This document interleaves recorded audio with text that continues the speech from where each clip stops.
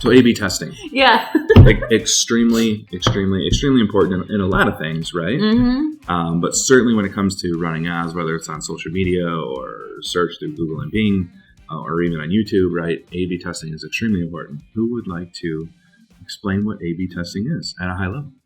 At a high level or like bare bones level? Because I can do that. Like you've got one picture and you've got two pictures, and you test which one resonates best with who you're sending it to. And the one that's resonating best is the one that you always want to put in front of them for the rest of all time for that particular ad or piece of content or whatever. I'm going to take it a step further, but Please thank you. You can A/B test. So not only the images is you can test fonts, headlines, captions, sounds, like any little intricate part of your picture or your video, you can change. It sounds like it could be A, B, C, D, E, D. Oh, yeah. Absolutely. L, M, N, O, P, Q, R, S, T, U, Z, W, X, You Y, don't Z have to testing. do two. You can do many. Yeah. What if you run out of letters? That all costs money. Then it becomes A, B, A, C. Which you can do if you have the budget for it, but then again, you Would got to not draw the line in the Yeah. sand somewhere. Would not recommend going And past you would C, need maybe. a gigantic audience for those Yes. Oh, stats yeah. to really make sense. Oh, Because if you for did sure. like 5 different versions, like 2-3 of those versions wouldn't even touch any of your audience. Like the sample size would be so low, it wouldn't make sense. And Yep. like you were saying, you don't want to run A through Z all the time. You want to hone in on what one's excelling. Yeah. So like your analogy earlier about fishing, right? You're in a boat and you've got the fish on the left side of the boat and you throw a net on the right side of the boat. But you wouldn't know that the fish are on the left-hand side if you kept throwing the net on the right-hand side. But if you had 2 nets, you threw one on one side, one on the other, and you realize you're getting more fish over here, you're going to stop throwing the net over here and throw both nets over here to get more fish. That makes perfect sense. That is A/B testing. Today's episode is all about fishing. Fishing. Sponsor us. Fishing. Who would it be? Bass Pro Shops, or who would it be? We could get some of those TV shows like Isn't it Cabela's? Oh yeah, Cabela's. Cabela's, Yeah, that's another one. Yeah. Hey, we're here. So you guys both brought up the very important point of, to A/B testing, which is very important to do, but to do it for a period of time to understand which A or B is working. Yeah. Right, and then stop the A or stop the B, and you can continue with both if you want. I think all the platforms will actually use machine learning to choose the one for you at a specific period of time, and then just move it all into one anyways. One of the platforms started actually like actively doing it for you. Yep. Like you can submit multiple, I think it's YouTube, multiple thumbnails. I was going to say, I know you can do it with Google Search. Google Search will do it for you. I think YouTube just like very recently, you can start submitting multiple ones, and it will do the math for you and figure it out, and then start serving only the one that makes sense working. Because Google owns YouTube. Yep. Fun fact: Facebook, you can actually target. What is it? I'm sorry, I'm blanking on it.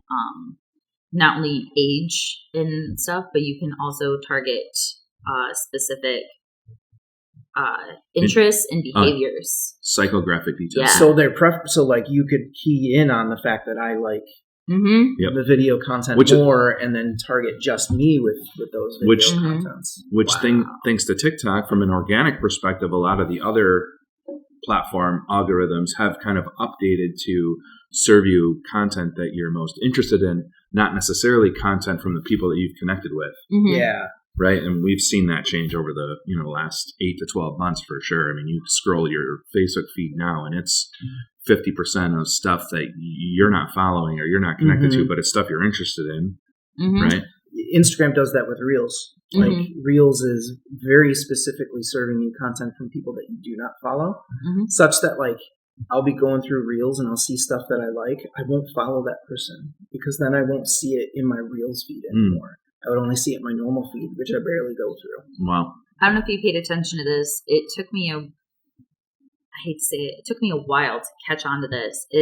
This is a lot older, but Instagram, just like your basic feed, not reels, if I'm just scrolling through images, and I'll start to realize that I don't follow any of these people. And it's because once you hit the older content, it won't show you the bottom of your feed from a few weeks ago. It will push new stuff in and start filtering in, and that's where it filters in that sponsored stuff. That's when it starts filtering in the influencers. That's when it filters in all those stuff to bring money to other people and everything. It's kind of sneaky. Oh, it's very sneaky because they hide the view older posts in like the corner, and when it first came out, it took me a while. I was like, where is this stuff coming from? Which that link probably doesn't pass accessibility color contrast guidelines. Oh, probably not. But that's how they get you. So in the same thread of A/B testing, is certainly want to utilize the platform-specific data and analytics that it serves up. Right? Certainly want to be understanding what's going on with your ads daily, weekly, monthly, year over year, month over month. How are things doing? Based on what your goals are that you define in the very beginning. But you don't want to run the same ad, like the exact same ad all year round. You want to be changing it to get new eyes on it. You want to always be changing it to improve it and everything. Nothing's worse than seeing the same commercial 5 times every hour, right? Like, I mean, I understand like that puts touch points out there and it makes you see it and it's brand recognition, but when you're on social media, that whole thing changes. I mean, Progressive, Liberty Insurance, Liberty Mutual, State Farm. I mean, they live and die by that. Liberty Bitter. It's a lot. It is the exact same creative that runs over and over and over and over and over again, and then after a period of time, then it kind of shuffles up. But it's the exact same message, the exact same actors, the exact same, volume, audio, setting, right? It might be a different plot or a different theme, or things might be set in a little bit different way. But it's the exact same creative, same exact time, same exact. And that's kind of a good point. Like by the time I start drowning it out and not paying attention and not listening to those commercials, I've already memorized them. Oh yeah. Like it's already stuck in my brain. So I guess it does make sense. So while you don't want to run the exact same ad, and it does depend on the ad, because like Google search ads, you can definitely turn on a Google search ad and let it run for 12 months, right? Year over year, because it's the exact same thing that you're just driving traffic to either get leads or sell a service. But visually, maybe we're talking about visual photos and videos, like the type of creative you're using. Maybe recycle that in different ways, reformat it, same campaign, different yeah. articles or content being pushed out. Right. Yep. Yeah. Right. That makes sense. So yeah, certainly make sure that you're reviewing the data and the analytics, see how your ads are doing. If things are going downward, certainly stop them and take a look. If things are going upward, right, really fuel it, right, help drive sales, and that's for sure. Timely and relevant content, which, pun intended, relevant, right? We have a episode we just pushed out about Google Trends, which is going to help with this topic here. But certainly if your product or service or lead generation campaign is tied to a specific time of year, right? Holiday sales is coming around. If you've got specific sales you're running on Black Friday, right? Certainly running ads from a timely perspective, which Google Trends can help you with that. Yeah. Yep. Extremely important. Extremely important. You brought up before that, photography is really high searched for in, the fall. Yeah. And certainly running ads, leading up to the end of summer, coming into fall is where you want to, think about putting your money. Not when winter, the time is. Yeah. Winter, springtime's coming around. You may not get the same results from your ads. So. Right. So funny. I was shopping the other day and I was talking to one of the associates working there, and she's worked at this one specific store for about 11 years, she said. And she was saying when certain things are going to go on sale and when certain things are going to come out again. And she was saying her specific store, which is a chain, it's a massively well-known chain, that she is saying they run their products through over 3 months before the season. So it's Christmas right now. They're already starting to plan for spring in the next month. Mm-hmm. Yeah. Mm-hmm. That's how ahead that they go. So if a store is lining their shelves up with spring as of in mid-December, January, that means that your ads need to be running the same way. That, yes, that is specific fashion Prepare based, for that. Yeah. but you can't be running ads for the wrong season, and you need to plan accordingly. Right. Certainly ahead of time. Oh, very much. Yep. Prepare for the next season today. Yeah. That's with Munello. I mean, just look at when, like specifically, like the malls set up for Christmas. They don't set it up in November anymore. They're setting it up in October. Mm-hmm. Right. Yeah, they gotta get ahead. Mm-hmm. Certainly, moving on to the next topic, which is, having a clear call to action. Certainly is one of the pillars of a good ad is being able to direct the user or the audience to where you want them to go. Yeah. Mm-hmm. What do you want them to do? I mean, a lot of advertisers and businesses fall short in realizing that you have to hold the hand of your audience to get them to go to the next step in your sales process. I would wager to say an ad that doesn't tell you what to do is worthless. Worthless. Oh, absolutely. Or doesn't give you maybe just a little bit of Yeah. brand awareness is a boost, but if you're not telling somebody what you want them to do after they've viewed your ad, even what's the point? Yeah, even how you tell them, like if you're a dealership, right, and in your ad you just say, come down to blah blah blah dealership on blah blah blah road, without giving like a link to click to go to Google Maps or Apple Maps to realize like where this dealership is even located, or a landing page that has like the address on it, right, that's easily clickable from a mobile device. Certainly you want to be doing that. Well, because you got to also think about it this way. You have such a short window of time. I think the statistics say that you have like seconds, absolute seconds, to capture your audience. And if your audience has to put in the work to get that information, you lost them. They're scrolling. Yeah.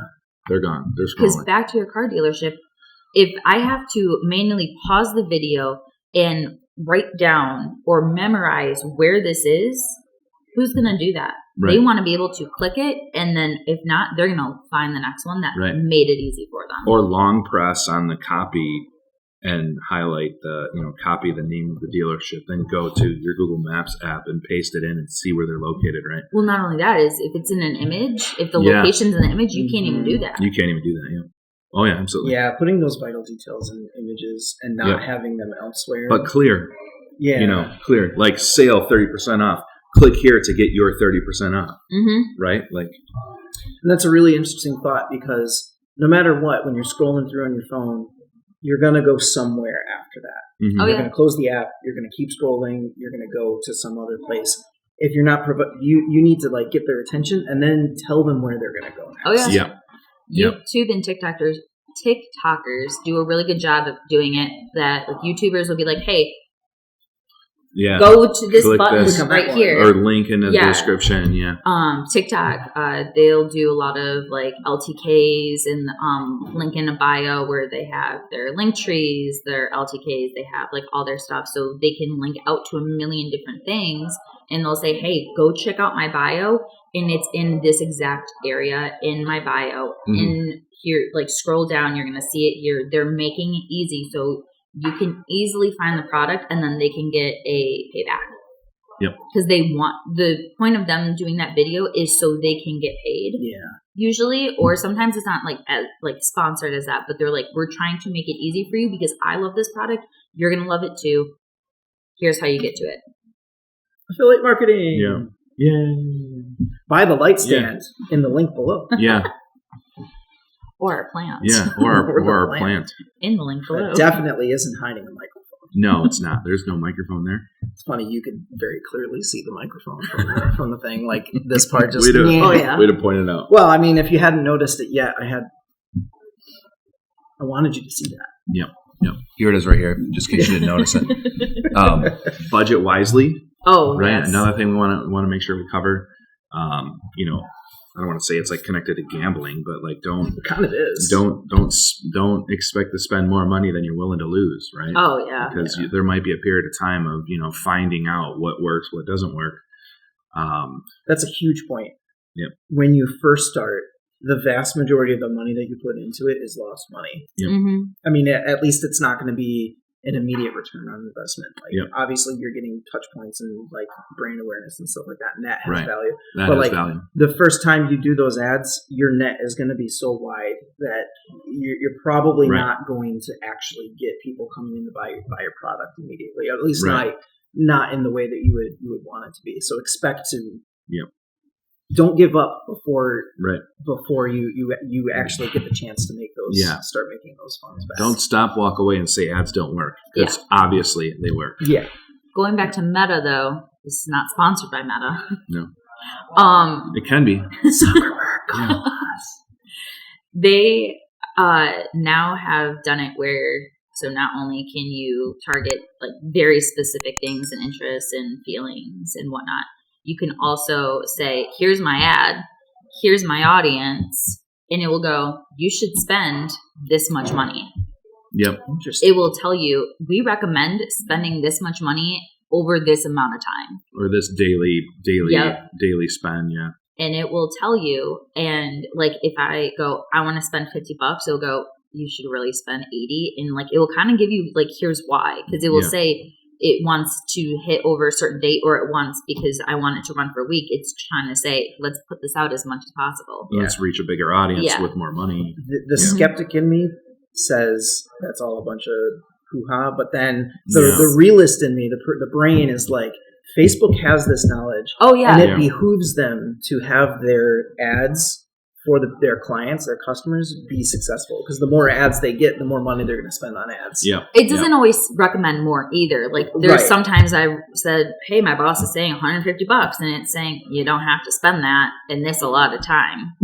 Yep. Like it's Yeah. not needed. It could go the other way too. Yeah. Because Exactly. again, it's trying to be a smart business partner, not Right.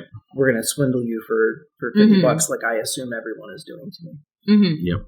Like those ads that are running in Sweden right now. Yeah, like Yeah. It's funny. Like I'm such a skeptic about things. Right after my wife got off with a phone call, I was convinced that we had just been scammed by the caller who was doing one of those spoofs where they they call it, oh, your account's been hacked. Give me your phone number, and then they go to the bank's website and they click on the forgot password link and they, okay, we just sent you a code, and then you give them the code, but you're not talking to the bank. You're talking to somebody who now has the code to change your password to your account. Which is wild. I went on a tear of like, we have to change all of our passwords for our bank. Yeah. Like real paranoid type of stuff. That's the only time I get paranoid is with my money. But sorry for the tangent. No problem. Opposite end of the spectrum. My mom's like, you should really have more secure passwords. And I'm like, hey, if someone wants to hack into my bank account and steal my $5, they need it more than I do. Yeah. Password 1 exclamation point. Boom. The most secure password ever. Oh, really? I thought password 123 was. Nope. No. Jokes on you, my password's 1, 2, 3, 4, 5. Oh, there we go. No special characters at all. Just Yeah. So the hacked in 5 minutes. last two topics that we want to make sure we cover for sure, which kind of go hand in hand, right? Mhm. So focusing on community building, which is really more on the organic side of things, right? So that when you do decide to throw an ad in front of your audience, you've already kind of built that community, built the community of value and fun and lighthearted. And of course, your business, your audience knows you have to sell and make money, right, to survive. So But you can use ads to get more community too. yeah, Oh, yeah. you certainly can. I don't know if that's number 2, Yeah. but Staying true to your brand. But going back to focusing on community building, and that's where I feel like influencers pay off when, if you really want to really branch out, is because those influencers are constantly building their community and are always talking to their audience and building that authenticity. yeah. And if you're paying for, that could be a whole nother thing is paying for influencers, but building up that brand voice and the community and everything and establishing all that is like, If your brand becomes synonymous with another brand, you've suddenly you do less work to get more people just because you are now in the culture of that community. Like your name and your voice is part of that voice.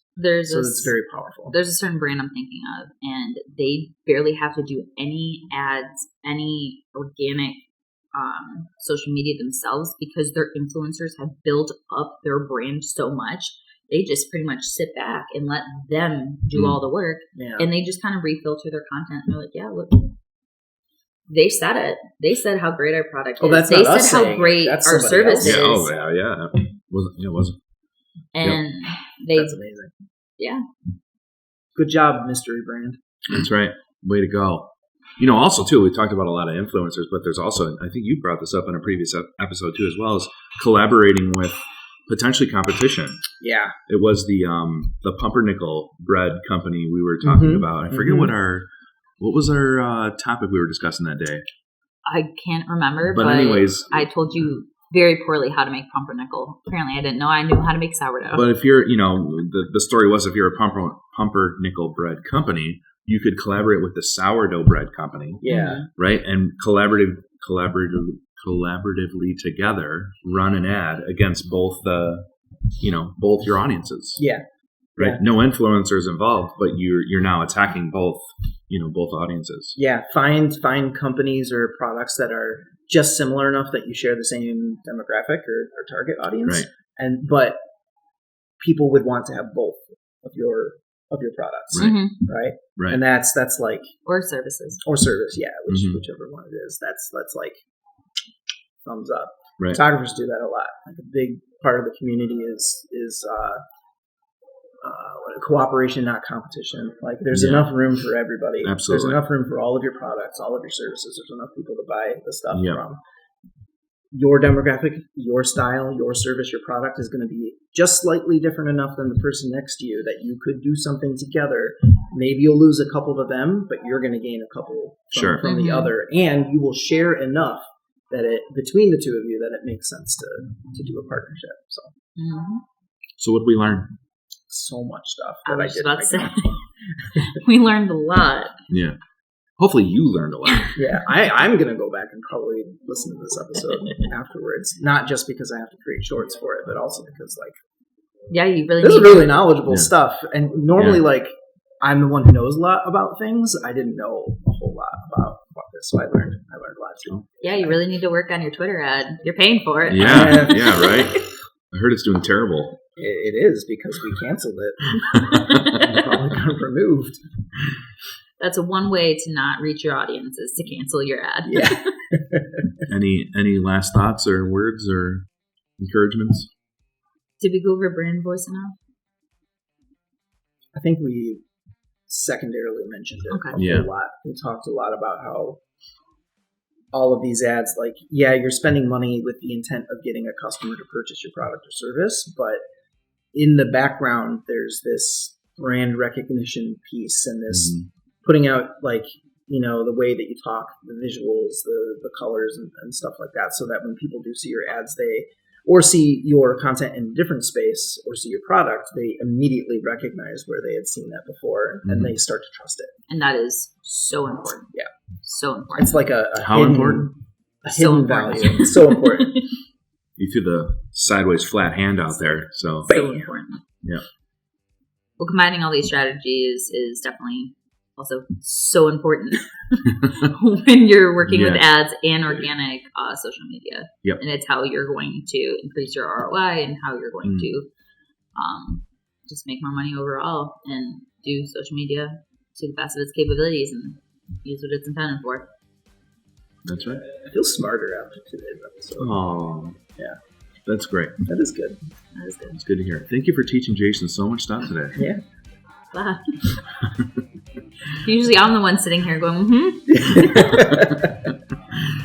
You contribute when we talk about software stuff, just like I kind of contributed today with the marketing stuff. So. That's right. Awesome. Well, thanks for tuning in. Thank you. See you next time. That's it.